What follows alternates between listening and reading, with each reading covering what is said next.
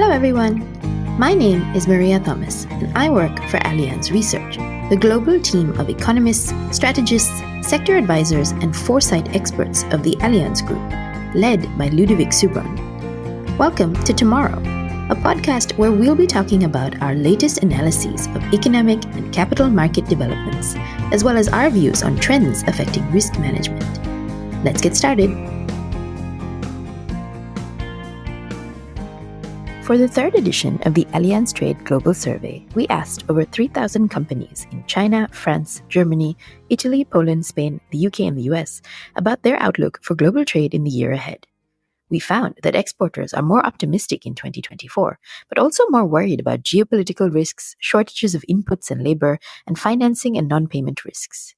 In this episode, we find out more about the results from senior economist Françoise Huang and head of corporate research Kuhanathan.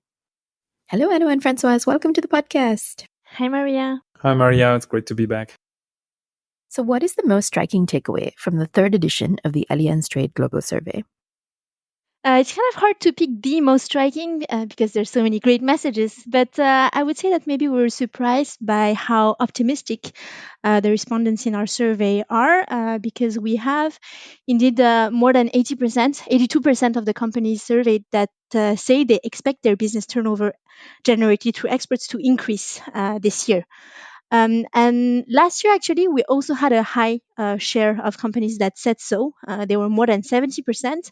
And we know that, well, last year we ended with a trade recession in the end.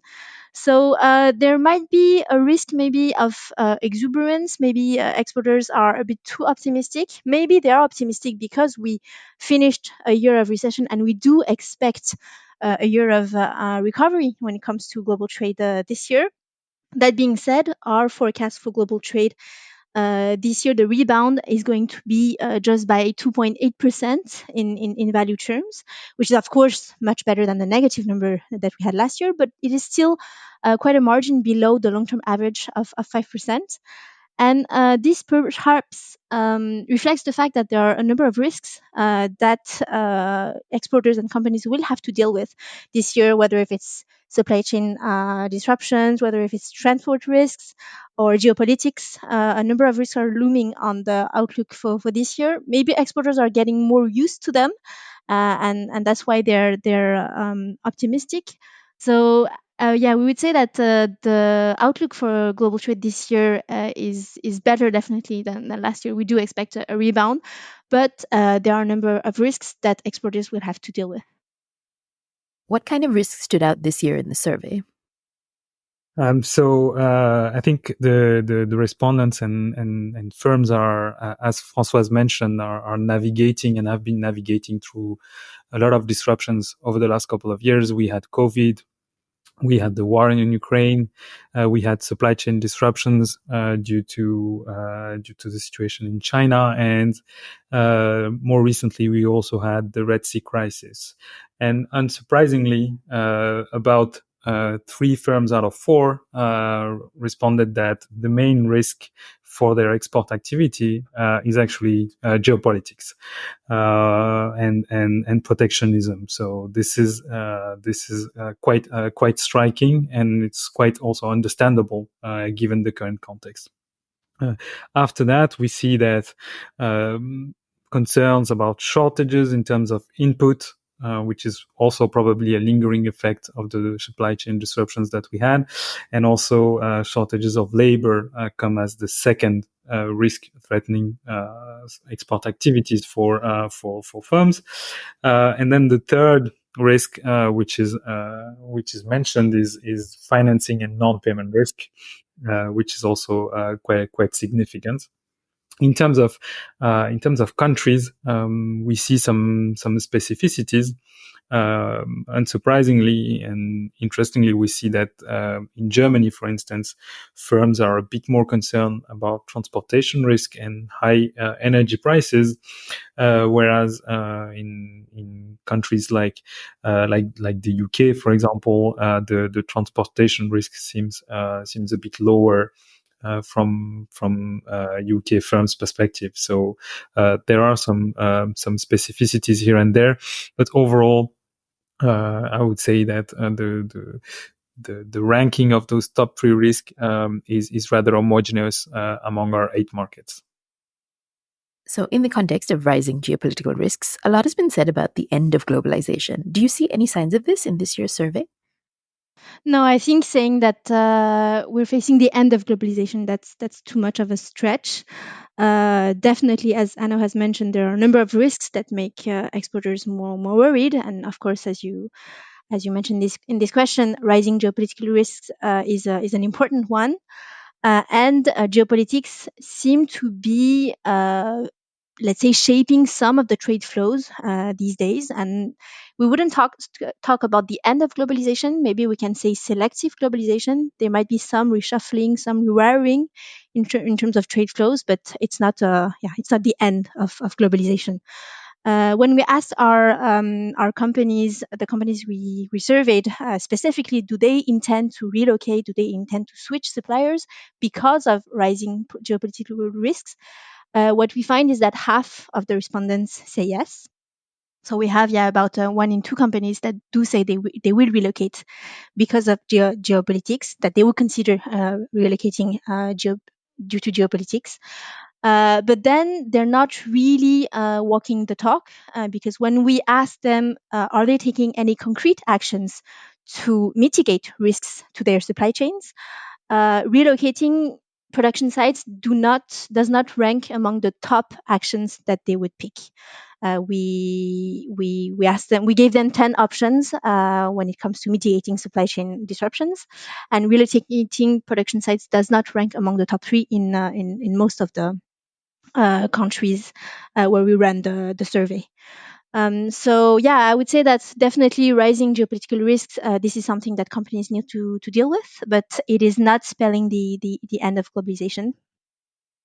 That said, what we also found with our survey is that companies that have long supply chains, so companies that have a production site outside their origin region, and these companies that also have more than half of their production that is done offshore, these companies are even more actually sensitive to geopolitical risks.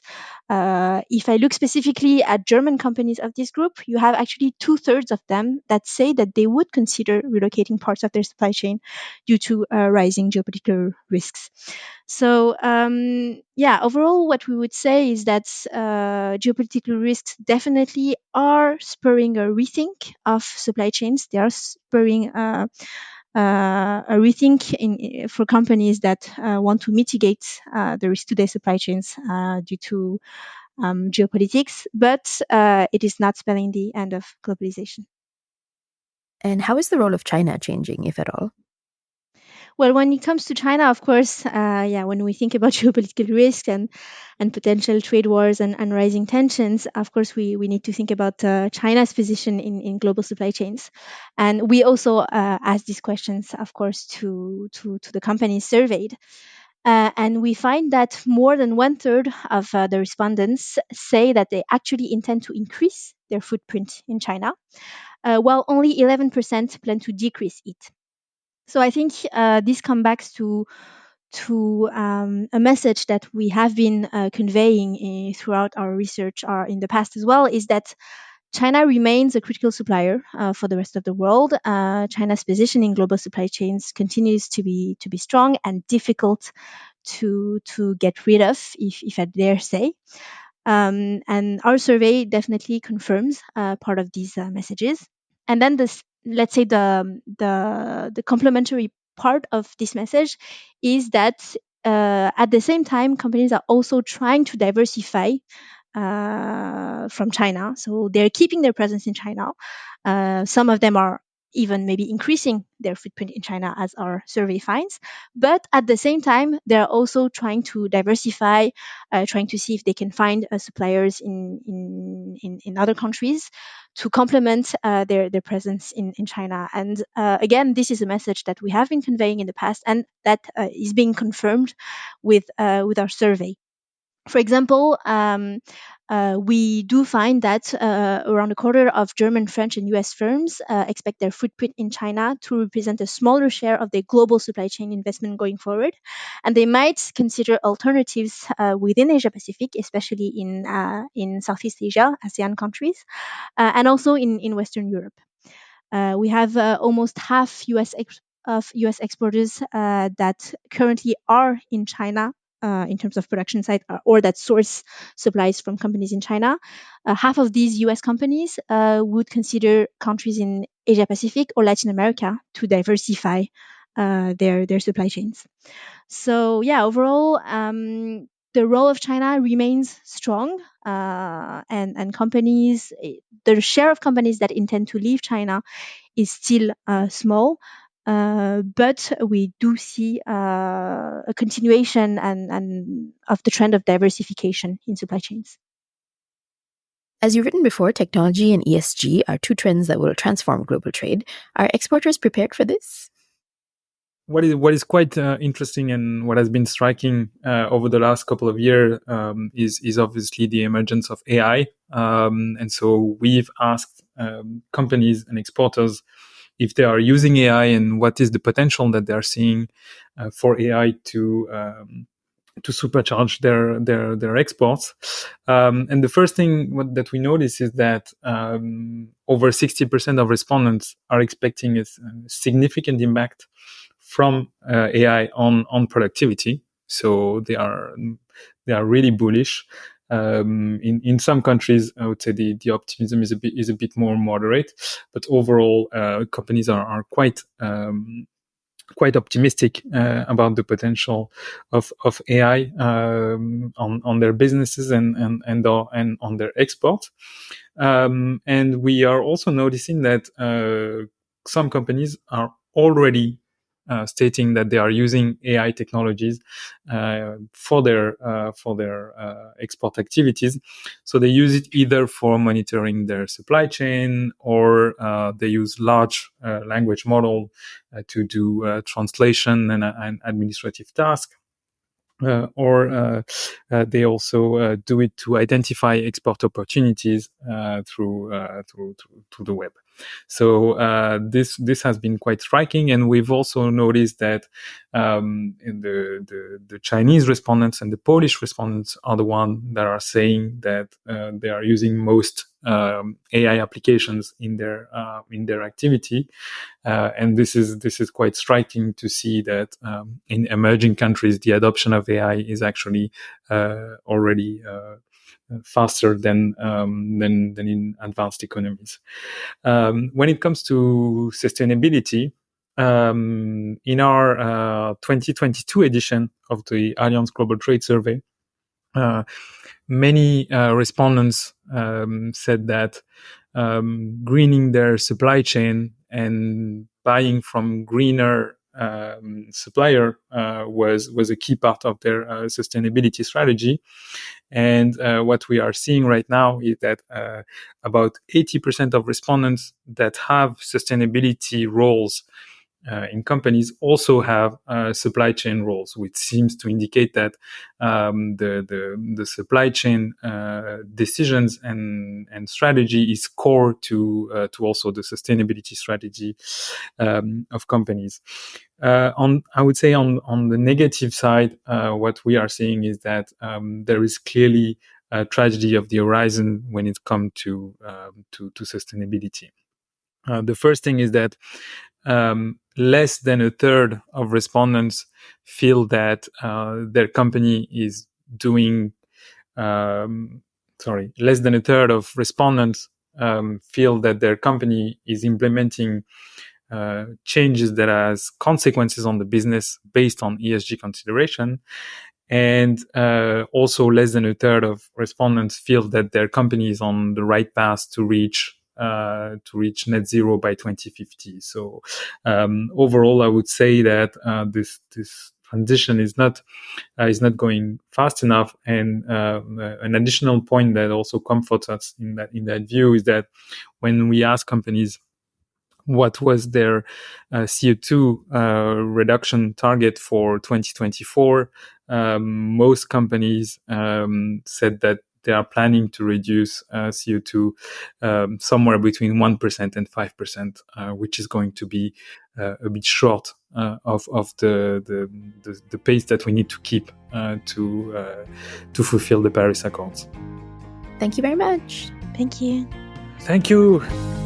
Thank you so much for listening. You can find the full report we just spoke about on our website. We'll leave a link in the show notes.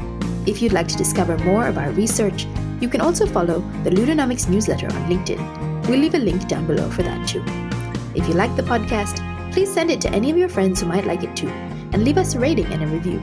We'd love to hear your feedback. In the meantime, stay tuned for the next episode.